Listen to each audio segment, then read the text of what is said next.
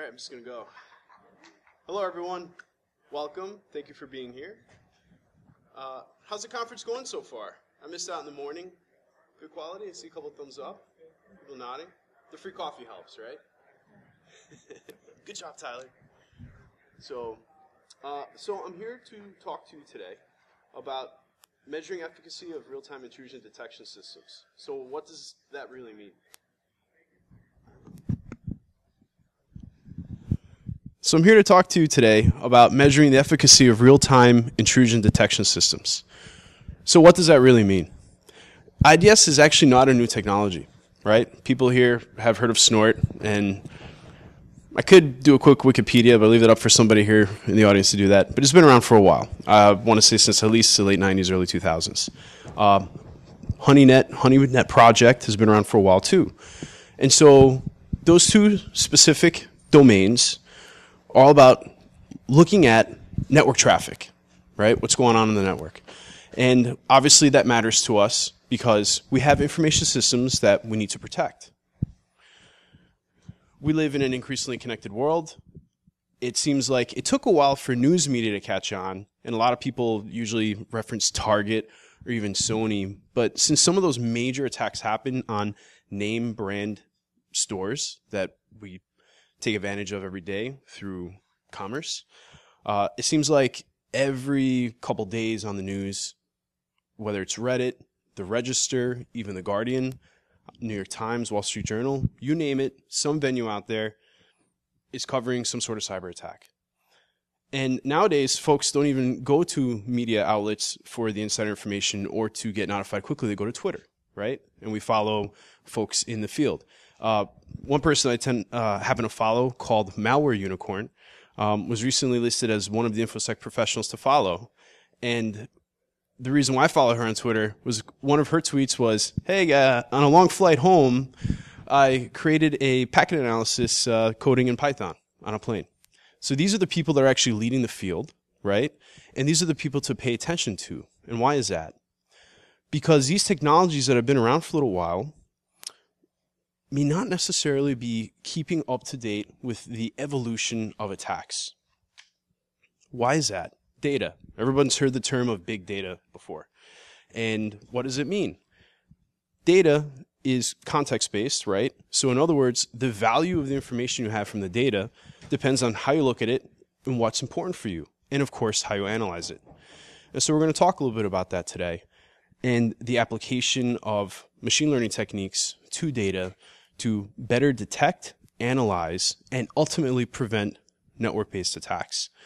This is important because it's no secret that there's a shortage of information security professionals out there. And even if you were to throw a whole bunch of people at the problem, which is great because then there's jobs and, salaries increase as well, right? Based on demand. It's a market solution. We all know that attackers out there are becoming increasingly automated, right? I would argue that attacks nowadays don't really happen in isolated pockets. They obviously do. But increasingly we're seeing patterns of automation and an assembly line approach to cyber attacks. And so as cybersecurity professionals, our job is to try to analyze the data and come up with actionable intelligence as quickly as possible and in a relevant manner so that we can better protect the business.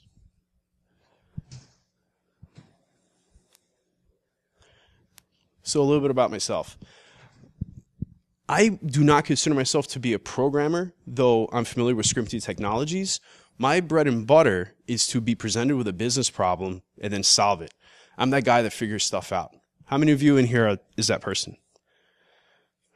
I would argue that everyone is that person in this room. Otherwise, you wouldn't be here at this conference. I'm just lucky that you happen to come into my talk. But the reality is, and this is how I view information technology and securing information systems, is kind of like a game, like a board game. If you ever sit down and try to play a game, I picked up Scythe on Kickstarter. It's a great game. If you haven't heard of it, look it up. And when you first look at this board game or any board game, you see the board, the way it's laid out, some of the artwork, maybe some colors, and then you start to think about it. Like, what's the objective of this game? What are the pieces involved? What are the mechanics? right? And then you play the game once, you get your butt kicked, right? And you're like, oh, that was kind of rough. I kind of don't get it. Then you play the game a second time and a third time, and it starts to click. It starts to make sense. You start to see maybe how you lost and why you lost. Maybe you start to strategize a little bit. And before long, through practice, you start to become an expert in that system. In my opinion, this applies to my approach to information technology and how most people approach information technology. But the tricky part is, because of data, how do we do so in a manner where we can react quickly to the emerging threats that exist out there and the state of change? So a little bit about myself. I'm currently the Chief Information Security Officer for the Department of Financial Services, a state government agency. Has anybody here had experience in a state government agency or currently works for one or ever contracted with one? How quickly do they adapt to change? Never is pretty accurate. So DFS has been on the news lately for passing a reg requiring regulated financial entities to have a dedicated security program.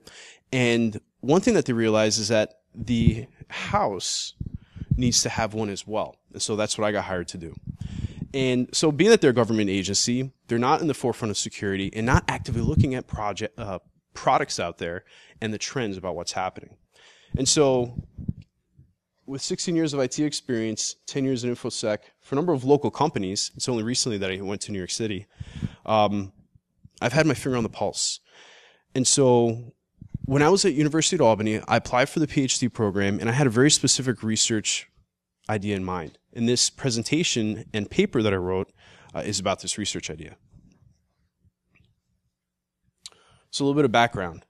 So we're concerned with the confidentiality, integrity, and authorization/authentication of network communications. So making sure that information systems that exist in a business are available, function as expected, and of course, with IDS technologies, right, understand, detect, record any attempts to circumvent controls, right? So some businesses, especially government agencies, may or may not have a policy in place. Fortunately, there's an enterprise ISO office and they have a slew of policies. So that becomes a starting point. From there, you develop standards, procedures, and you bake that into a technology to derive value, right? Because it's an investment. Typically, IT is a cost center, so we want to maximize that investment. In other words, IT isn't cheap, especially when you're paying for support or contractors. And obviously, we know that firewalls work pretty well. Checkpoint has a wonderful firewall system. I'm familiar with that because I used to administer it for the Public Service Commission. They even make it so simple. There's a GUI. I don't have to play around on the command line like I used to do back in my Albany Med days, where everything was just one-line scripts and you would feed it through. So as things have changed over time, and we have wonderful GUI systems, that also means that if you have port 80 open for web traffic and communication, obviously that could be a potential exfiltration point. How many of you are actively monitoring web communications? All right, and so we typically rely on a managed service provider to do that for us. But if someone were browsing the web for, say, SourceFire, and an activity occurred where the ONU is switched, this is no longer SourceFire, right? That could potentially bring you to a different web server. Would you be able to detect that? And would you be able to respond? So the reason why I bring that up is because of the final bullet, context-aware computing. So the ability to discover and detect changes in the environment, and I would say unexpected changes in the environment. So you probably have a background on this, and there's a lot of text on this slide, but we're concerned with network protocols, right? TCP, specific sequence network communications, redundancy, checksums, user datagrams. We don't really care about the data being sent out and back to us in the order, right? Video streams, things of that nature. And of course, ICMP. I frequently find in environments where I've been an administrator in, security administrator, that ICMP is often not configured to be either rejected or controlled in a specific manner. So ICMP is more than just a packet. Most people are familiar with that from a ping perspective, but it's actually an entire protocol suite that could potentially be abused, and often is. So for this particular research idea, I want to look at these 3 protocols. So more definitions and background. Intrusion detection, already spoke about that a little bit, detecting actions that compromise CIA of a resource, right? And most importantly, detect actions that attempt to subvert. So that's good, but that's only half the pie, right?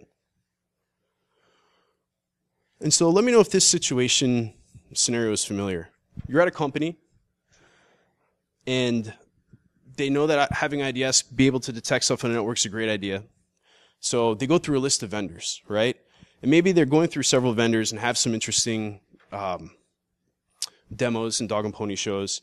And after listening to how they describe the wares and how the offerings will work in their environment, they end up executive management, ends up making a choice based on the cheapest priced, supposedly 24/7 availability of support, supposedly ease of use, because the demo always works, right? And of course, the best company t-shirt design. Who here, whenever you see the Splunk booth, always runs for the free t-shirt? Pretty good, right? Marketing works. So finally, the company picks an appliance, a vendor, whatever. And so the question is, what now? What do you do with that? Can you set it and forget it? Oftentimes, the company will simply outsource it because that's the easy answer. So what if there's more to it? And how do you even know that the chosen IDS partner is effective?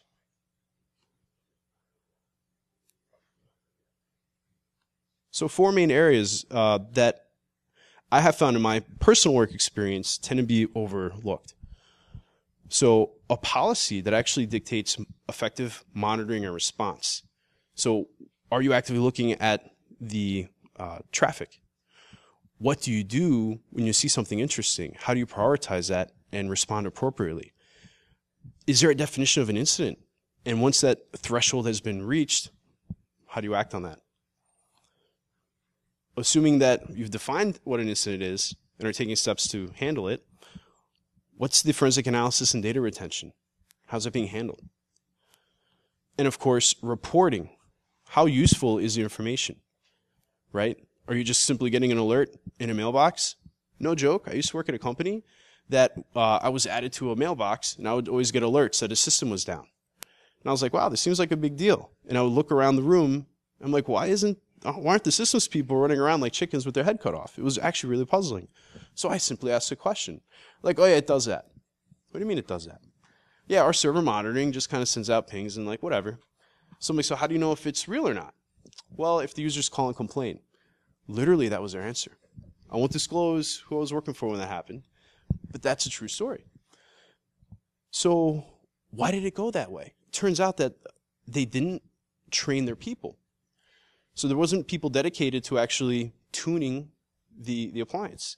And I don't think that's unusual. I think a lot of organizations do not actively invest enough in training for folks to actively realize the value of the systems they put in place. Literally set it and forget it. So what are the different types out there? Network-based, this is what this talk is going to focus on. But there are others out there, some that reside on a host, an agent that's configured. We have some examples up there. And also, you have physical systems as well. Often we'll kind of take that for granted. Anybody here have an ID card you just hold up to a door? Right? Anybody staying in a hotel room tonight? Right? All examples. Even your wireless key entry for your car. But oftentimes, and maybe the card is a bad example in that regard, oftentimes those systems have monitoring in place, right, to detect unauthorized attempts. I can't tell you any place that I've worked at where they actively looked at logs to see, hey, is there a regular instance of people trying this door or trying a key? I'm pretty sure a place that I've worked at before, name withheld, had office services that set up cards, and I'm convinced they didn't even ask for the cards back. I know this because I still have my card. So you can't just set up the system. There has to be follow-through.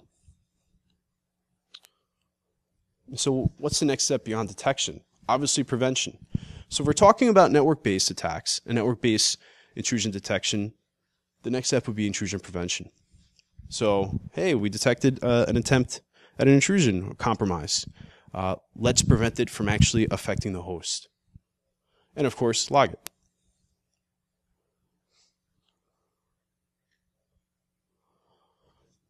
So with some best practices for this information, the monitoring is a big piece of effective incident handling. You have to determine who's monitoring the systems. Is it internal or external? If it is external people doing the brunt of the work, is there a relationship with folks on the inside, internally? Is there communication set up?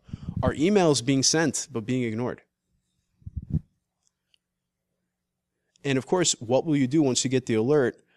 And who's going to fix a vulnerability? It's not good enough to simply be alerted. There has to be a process and a flow that's cyclical that handles this. Note that these bullets are in lists. This type of linear thinking in and of itself would actually get you in trouble. And I'll talk about that in a couple slides.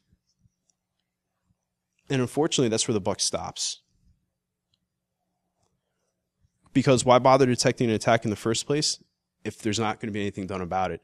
It's not even good enough just to mitigate the vulnerability. How do you learn from it so that it's not an action that's repeated, so you're not wasting time and resources? I don't know if any of you are aware, but time is not a renewable resource. And if you figure out how to make that renewable, you'll be rich. Let's talk. So it's important to know, or rather to determine how an incident happened, establish a process to avoid further exploitations, understand how to escalate, and of course, avoid further incidents, assess impact and damage, and of course, recover appropriately. And finally, update procedures as needed. How many of you walked into a workplace and asked to see a knowledge base article and saw that maybe they were 4 or 5 years outdated? Anybody work into a support area and they're like, yeah, we don't really know how to help people when they're out in the field, so we kind of give them the admin password. It happens.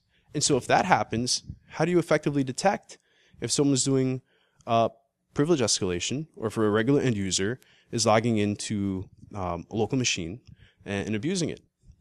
You can at that point.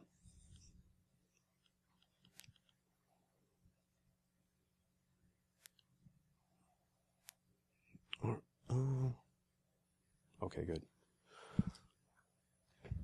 So how do you deal with this all? It's important to have an effective security incident response, ideally in a team, right? Where there's a team response, dedicated people who are not only analyzing the data, but are building those relationships. Active documentation, meaning that there's a minimum quarterly review. Why quarterly? Because it keeps everyone on the same page as people leave the organization and come into the organization. Oftentimes, I see that information management is very tribal. Maybe you have a really awesome manager that says, you know what? You guys just came on board. I'm going to have you sit with my senior people over here, and you're going to learn all the cool things. That doesn't happen as often as it could be. Usually it's like, hey, here's your desk, figure it out. It's also important to have incident coordination so that when multiple people are trying to make an interpretation of policies, standards, and procedures, there's uniform application to an incident. Obviously, for forensic purposes, preservation of data is super important. And ultimately, this comes through experience. You have effective prioritization of a response, and you're aware of both internal contacts and external contacts. Last week, I was in a New York State cybersecurity conference. Any of you attend that as well? A handful of you? Iffy? It was actually really solid this year. And I've attended the past 3 years, and I don't say that every year. I'll just say that up front. This year, the focus was actually quite interesting. I attended a presentation that stated that incident response is actually only 50% IT. The other half is a business. That starts to make sense when you start to think about, okay, if there's an incident and you find that a data breach has occurred, who do you contact first? Your Office of General Counsel? Your Public Information Officer? How do you contact them? How do you deliver that information? Are they going to know what you're talking about? Are they going to take you seriously? Maybe they start freaking out. Oh my God, this is crazy. Well, yeah, they got the USB key, but it's encrypted. Do they understand that? Right? That there was a control in place? So And of course, can you tell them specifically how it happened to prevent it in the future? So this is all part of an effective security incident response.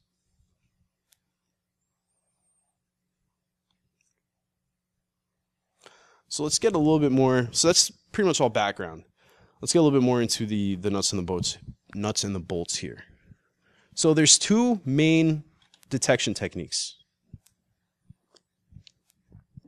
These are academic terms, right? Misuse and anomaly, but really we know them as rule-based or heuristic-based, right? Rule-based, we know what it is, and so we have a signature that can detect it, and we're good.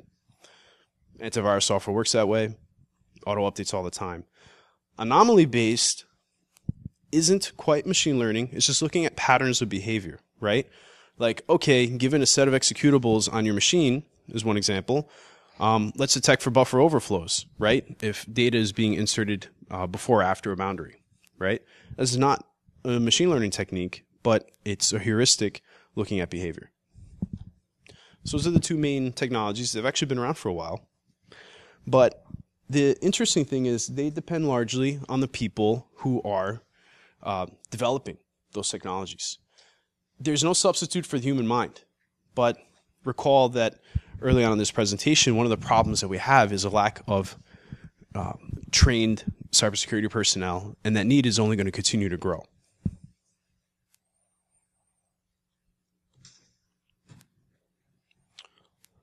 Whoops, one more. So try to make the text a little bit big here, but this slide is actually kind of important. And I actually grabbed it from a blog when doing some research, and it really stuck with me. It stuck with me because oftentimes we actually think in lists, right? I have my to-do list over here. I've got my system implementation over here. Sometimes it'll be a little bit different. Maybe in the course of an implementation, you'll have maybe a Gantt chart. Perhaps it was put together by a project manager. Hopefully you had some input into that. Or an implementation schedule. But attackers are a unique breed in their way of thinking. And I would argue, and machine learning does this as well, depending on the algorithm. I'll talk about that in a couple more slides. Graphs, defending graphs is important. And I don't mean graphs like a chart in PowerPoint. I don't have a chart here. I'm thinking more like graphs, the intersection of multiple points, right? So here's an example. So an attacker is much more likely to attempt to attack a domain controller associated with a workstation that's already been compromised, and rather than one that's in an off-network segment. So if you have a remote access Trojan, or maybe simply a keylogger, over time, you just start to collect the data, right? And then you don't do anything with it for a little while. It just siphons it off and sends it your way.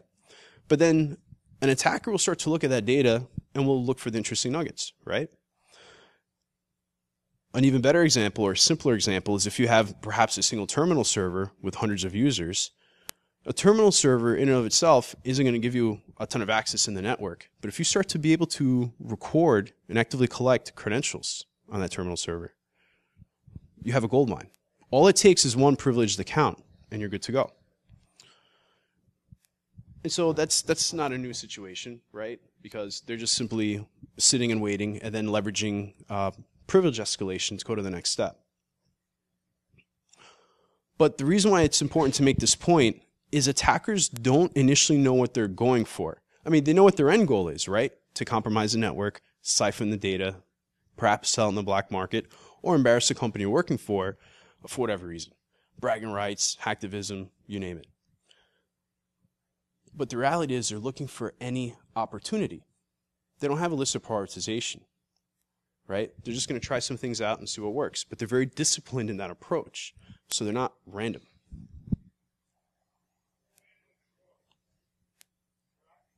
So I honestly can't take credit for this quote, but I was browsing the web and I couldn't find out where it is. But the point here is, with all that's going on, it is super important to automate as often and as much as realistically possible. To have the computers do the work for you, right? Who here has used the lazy sysadmin website? Or any website when you're looking for scripts?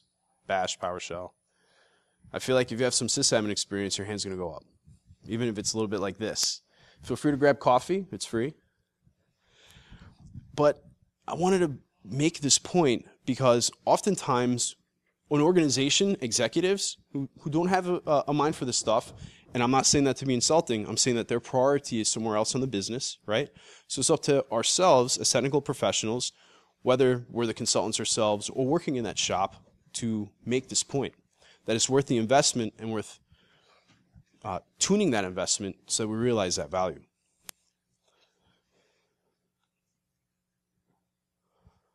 Let's see. So, LIT stands for literature review. I know this is Amanda's favorite word. So, how do we measure efficacy, right? Measure is a key word. So, in the application of testing something out, right, we need something that's a standard. The Knowledge Discovery and Data Mining Conference, an international conference back in 1999, yes, that's 18 years ago, in conjunction with the U.S. Air Force, simulated network attacks over a 9-week period and generated over 7 million events. And not only did they generate all that traffic, every single packet and every TCP stream is tagged and documented for what's considered normal and what is simulating an attack. So what that does is it creates a baseline. Super helpful. Now, there's some issues with that. I'll talk a little about that in a couple slides. The glaring part is obviously what happened in 1999 does not reflect what's happening now in 2017. But it's still super useful. And there's 4 main categories that this data set falls into. So when coming up with a new technology and understanding whether or not it actually has a positive impact, you have to be able to measure it. So this provides a baseline in the standard to do that. So obviously looking at denial of service, unauthorized access, either from a remote machine or through privilege escalation, and also the types of attacks, such as buffer overflow, and probing, whether it's scanning a service on a machine or scanning an entire subnet. So it is actually the current standard, believe it or not, because there's nothing newer to replace it. So someone needs to make a phone call to an Air Force general. I think they have the Air Force Research Lab over in Utica. They came to the conference last week in cybersecurity, so we should have had that conversation. Hey guys, let's update the stuff. The dataset collection, so I mentioned a couple attacks earlier, 4 main categories, but there's 39 overall different types of attacks, but 22 are focused in a particular data set over 7 of the 9 weeks. So in other words, you want to look at 7 out of 9 weeks worth of attacks to standardize and see if you can catch them. And then there's 2 weeks of that subset that is randomized. So that provides the dependent variable for the independent variable. There's also 41 different types of attributes. So like I mentioned, they're all tagged. So why use it even though it's 18 years old? Simple, standard, and you can measure it. But there are problems. Some features actually have no relevance in intrusion detection today. For instance, most people would say, hey, we don't use FTP. Anybody here using FTP?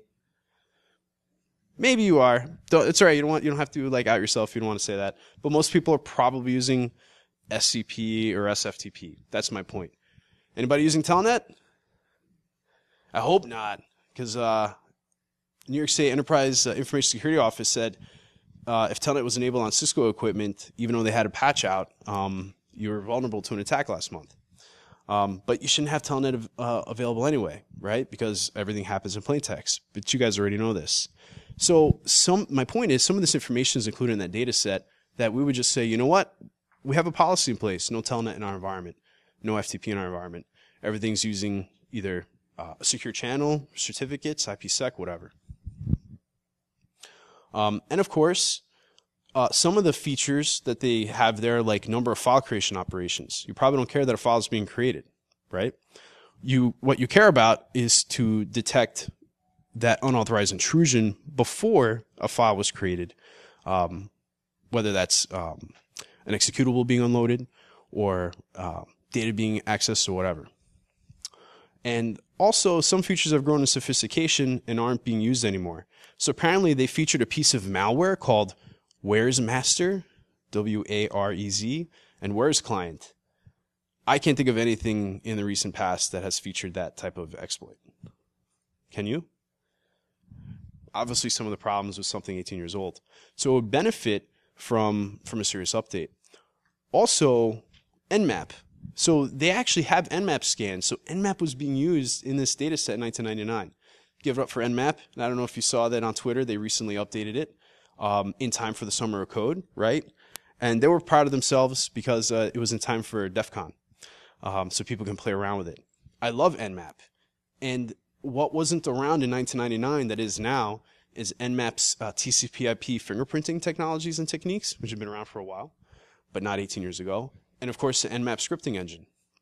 And would modern IDSs, IPSs be able to detect that? I don't know. Maybe, but it's tough to know for sure without a standard data set that you can measure. All right. And so why use it at all? It's because data classification matters. So ideally, have online and offline network intrusion detection. We'll just assume all online. Ideally, what we're looking to do is detect misuse and anomalies in the network traffic. With the tags, you can actually map those attempts. So let's talk a little bit about machine learning. So a little bit of background. The algorithm that you use matters, right? And the approach to the data that you use matters. You have Monte Carlo simulations. You have decision trees. You have supervised learning, where people are looking at the results of the algorithm being applied and then tweaking it accordingly. You have unsupervised learning, where you just let the machine figure it out, right?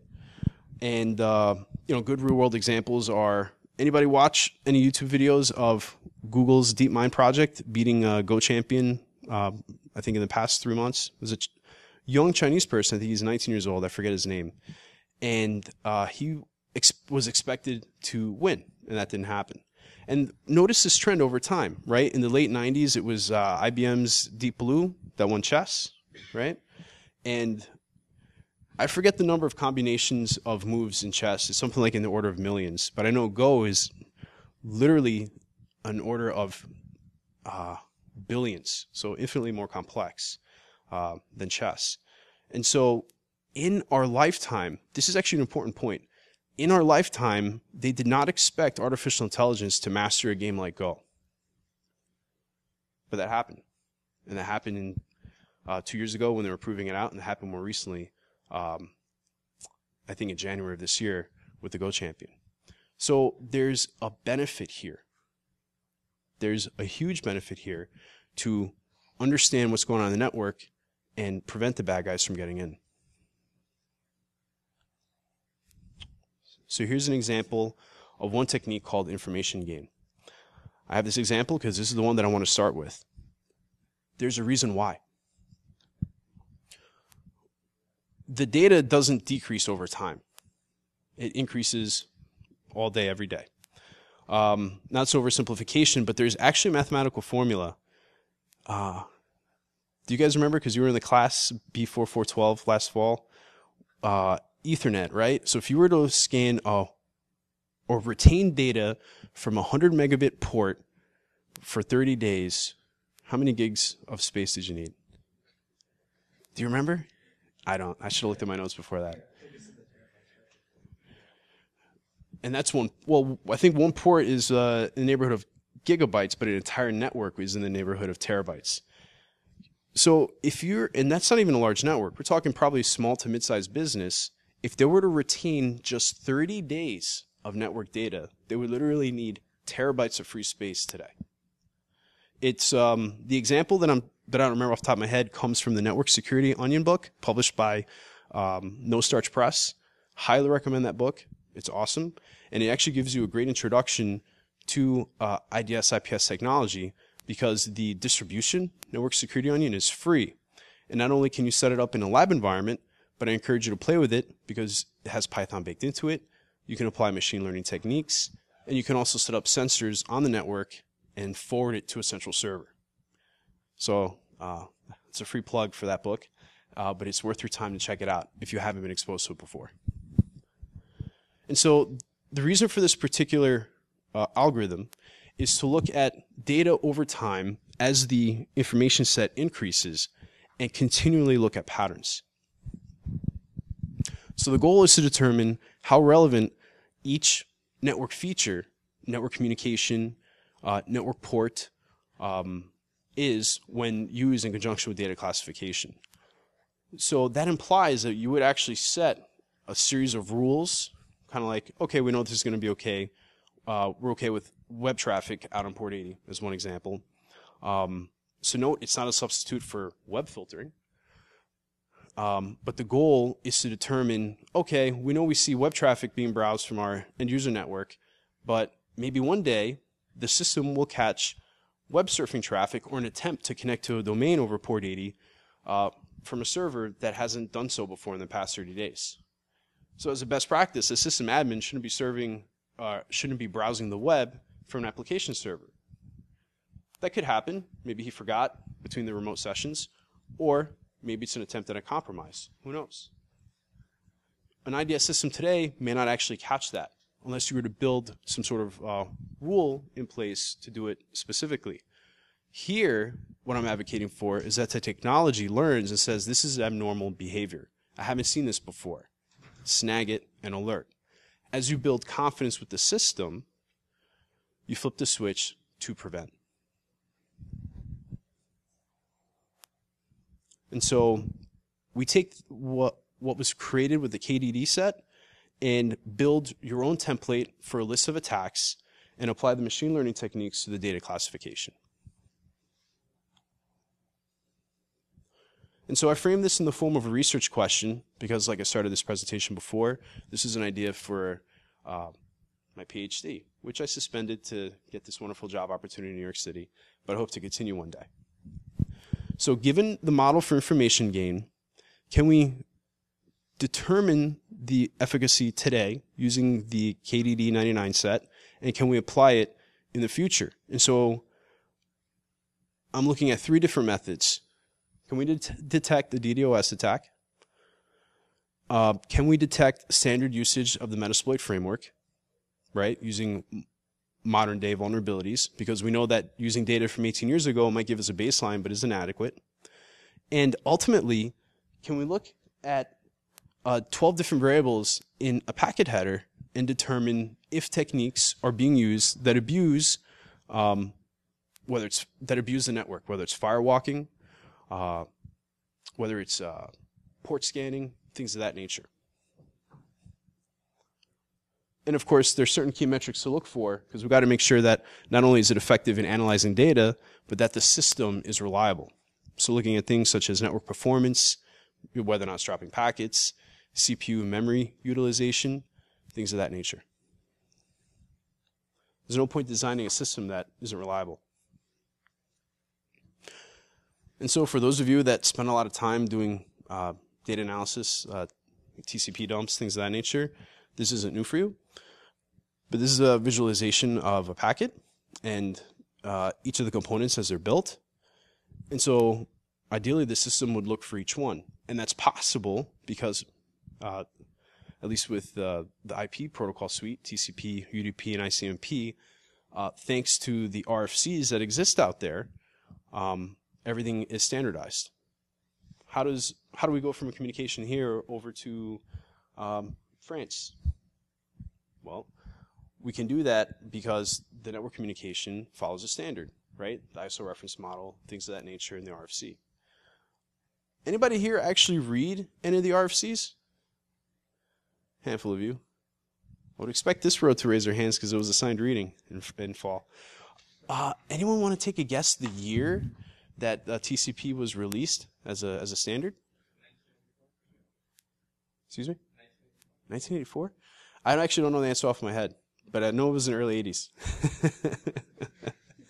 But that surprises people because people are like, nah, the internet happened in the 90s. And no, networking is happening prior to that. And even before email was a system, they created the protocol SMTP to send messages. Email as a system came after SMTP. SMTP, the ability to send a message, was literally just a message, like on your screen, prior to the email system. And that also predates the 90s. There's a reason why I bring that up.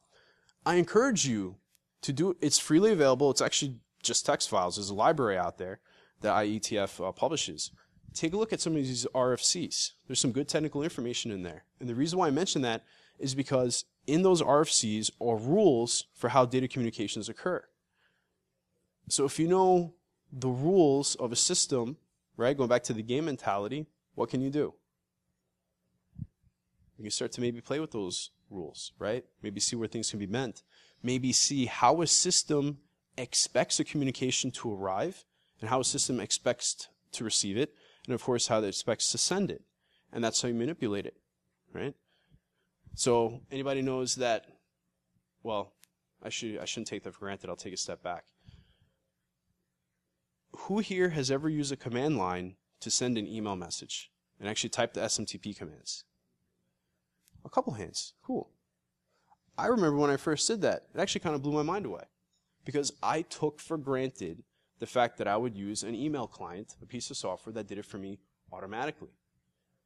Big fan of Pine in the Unix system. And when I did this simple exercise, probably 2000, 2001, way back in the day. You guys even born that? Some eyebrows raised. It blew my mind that this is what actually happens behind the scenes. And that's the point that I'm trying to make. Nowadays, everything is a screen. Everything is a presentation, right? So what happens underneath that presentation in the layers is super important. And I would argue for the audience here, most of you are very comfortable getting in the weeds.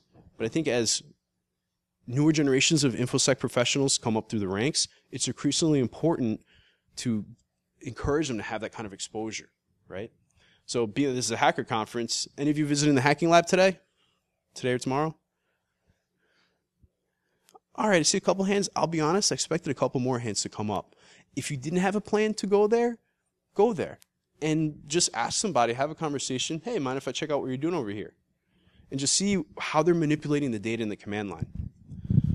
Because that sets you up for success, not only to understand what's happening behind that presentation layer, but to understand how the systems are interacting. So we'll drive a little bit deeper. So we saw this is a visual representation of the TCP packet. Here's the actual data points. And so these are bits. And so there's basically a numerical rule set that creates these boundaries. So these boundaries are for us as human beings to read this stuff and make sense of it. But it's literally bits, zeros and ones. And it knows, because of the RFC, where the boundaries start, where the boundaries end, and how to make sense of it. Source port, where the traffic's going. Source port, where the traffic started. Destination port, where it's going. The sequence number, important for TCP. Things of that nature. So the goal, I'll move forward for a little bit, is to look at these 12 variables, these components in the TCP packet, to see how the TCP data stream, which is a conversation from start to finish, occurs, and if there's any abuse happening between the line. And if it can learn this with a high degree of confidence and a low enough error rate, have it take action on your behalf. And of course, log it, present it to you, things of that nature. So once again, Wikipedia is a great resource. Actually, probably half the definitions, probably half the presentation actually came from Wikipedia, just being honest. But it's a great resource for this stuff. I'll also plug YouTube. How many YouTube videos have I assigned in classes at UAlbany? And they're pretty solid. Begrudgingly, yeah, it kind of was. Well, guess what? To be an InfoSec professional today, you don't need to... University of Albany probably isn't going to like this. You don't need to actually pay for very expensive education. You just have to have the drive, the desire, and expose yourself to the technologies out there. Udemy is a great resource. Now, you won't get a 4-year degree from udemy.com, but they have experts in data mining, data visualization, hacking, programming, Linux. You get the idea here. And some of these courses you can pay for $10, $50 at a pop, and they have that trust system, right? 7,000 people rated course XYZ, Python machine learning, 4.5 stars. All right, maybe I'll learn something here. Take my $10. And if you dedicate 6 weeks of your life, you'll probably learn a thing or two. And the reason why that's an important thing to say is because in places like the Ukraine, Estonia, or parts of Brazil, right, where people might have access to maybe a computer that's 10 years old but can still function, and there may not be a lot of job prospects, but they love this stuff because it's fun and it's a game for them and they like to learn, they'll use the community, the internet community, to help each other out. I still remember when I went to IRC back in the day. I don't know if there's a statute of limitations in digital piracy, but let's just say I got very comfortable in finding anime back in my UAlbany days. And that was my first exposure to IRC. And then from there, I got more exposure to script kiddies and techniques that were being passed around for free. All you had to do was ask some questions, jump on some channels, and that was it. So back to the topic at hand, people out there are becoming increasingly better equipped to scan and attack our networks. And so using an effective algorithm and looking at specific key variables in a packet, I don't know how well this looks, allows you to build a system. This is a network diagram for a potential system that starts with an Ethernet port at the top. And now there's a boundary for online data, and you have a pre-processing phase where you sniff the packets, extract the IP features, look at TCP, look at TCP, UDP, and ICMP packets. Why those 3 packets? Because of the RFC. There's a different rule set at looking at those packets. You collect all that data and parse it, and separate the data in records to be analyzed to look for those 12 features, those 12 key variables. So that's at the end of the pre-processing phase. Once you've done that, then you move on to the next step, which is classification. So I'm looking at all these packets and have the entire conversation, the TCP stream. Where does it fit? Is this normal traffic? Is this a scan? Is this a particular attack vector? Whoops, well, that was too fast.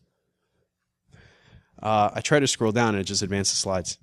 And of course, once it does the data classification, run the algorithm to learn over time, log it, and then you have the post-processing phase where over time it starts to, that little box that's cut over in the bottom. Yeah, that's my pointer right there. It starts to rate the confidence, right? Because the idea is, at least when the system is first designed, you're going to have to help it move along. As with any system, I have still yet to run into a piece of technology that works straight up out of the box. Even this Dell computer that I'm using, I didn't get paid to say that, came with, bloatware I didn't want. I also had to configure Windows, so it wasn't giving out all my crap, with Cortana. I don't need you, Cortana. I like that you're there, but no, etc. So the concept still applies even here, because as you look at the data streams and classify it, you want to build your confidence with it. And so why does it matter? So I'll say this, and you guys will be like, oh, why did you wait until 48 minutes in to say this? This idea or this concept isn't super new. Anybody here heard of Cylance? All right. Anybody here heard of Varonis? Varonis looks at unstructured data in your network, helps do auditing, things of that nature. They also have a BCP product that they're plugging out. I don't know too much about it. Cylance is probably closely aligned to what I'm talking about here. Here's the deal, though. Cylance is an enterprise product, right? You buy the appliance, it's a virtual machine, sits on your network, looks at all this stuff, and, looks at the data and makes intelligent decisions. How many of you have the budget of an enterprise organization? I saw 2 hands. Sweet. I didn't expect that. So you might be able to afford Cylance, and it might work great. And this is what I love about the product, actually. They keep bringing it to hacker conferences and encourage people to hack against it to make their systems smarter. That's effing brilliant, because people are like, yeah, I'll do the challenge, and they're basically training their system for free. How many of you have a smartphone? Pretty much everybody, right? And even your mother, maybe your grandmother has one now, right? You've been like, get rid of the flip phone, go to the iPhone, we can do the FaceTime. And now you became their ad hoc tech support. Are there any products that exist out there for stuff like this for you and me? For grandma?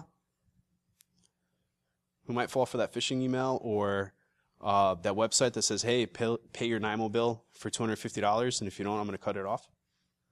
Now, we know that happens sometimes in phone calls and stuff like that, but it does happen in emails as well. So my point is, you and me, the average Joe person who doesn't have the budget of the two hands that are raised in the room, do not have access to stuff like this. I would love to see a product like this available for the average Joe user that would actually learn and get smarter and better over time. By the way, and I want to make it a point about privacy, the KD-99 dataset is anonymized. So if a product like this were to be developed and commercialized, maybe one day that'll happen for me. I don't know where my future, my path will take me. But yeah, I would totally write that into the privacy policy and say, yep, your data is anonymized. I just want the system to learn smarter. There's enough big government out there and big industry, right? Especially now knowing that our search histories can be sold, right, for data. How many of you got a VPN subscription once that law was passed? Yeah, I'm trying one out for free. Yeah, I don't trust it either. I don't think I have anything to hide, but you never know. So anyway, I guess that's about it. So that's my contribution. I'd love to present something like this awesome for the average Joe person because antivirus and malware detection is pretty good, but it's not going to cut it over time. So thank you.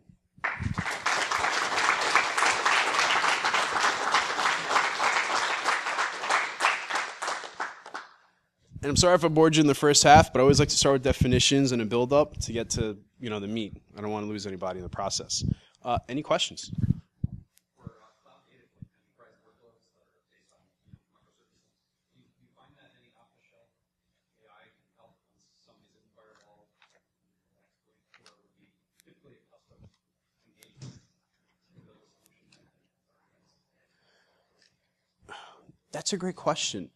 I actually do not actively play with existing technologies now. I do know that there's probably a lot of Splunk users in the room-ish. I'm a big fan of Splunk, and it actually has to be tuned. So Splunk lets you build, obviously, the intake, right, and helps you standardize that intake. But I found that it's very clunky to use, and you can actually tag a lot of the data and build dashboards. So basically, it's not machine learning because Splunk isn't getting smarter over time, but it makes it easier for guys like you and me to look at that data. And so, yeah, I detect something weird here because it matches the dashboard rule, right? Maybe it's SSH probing, right? Maybe it's firewalking. Is there an IP address doing sequential scanning? You know, things like that. So is there an off-the-shelf product that does that now? I don't know. Once they're in the system, is that what you said? And they're actively using an exploit?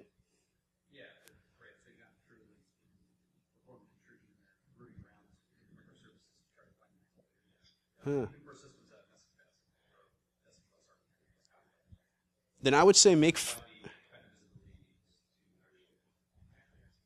Gotcha. Then I would say make friends here in the conference or maybe one of the vendors to have an incident response team contact. And that's valid. And I encourage that as part of the playbook. Because not only is it important to have your team trained and to tune any appliances you may bring in or technologies you're using now, it's also important to communicate internally, but also to have those relationships in case an incident response is necessary that may be outside the realm of what the org or the team can handle.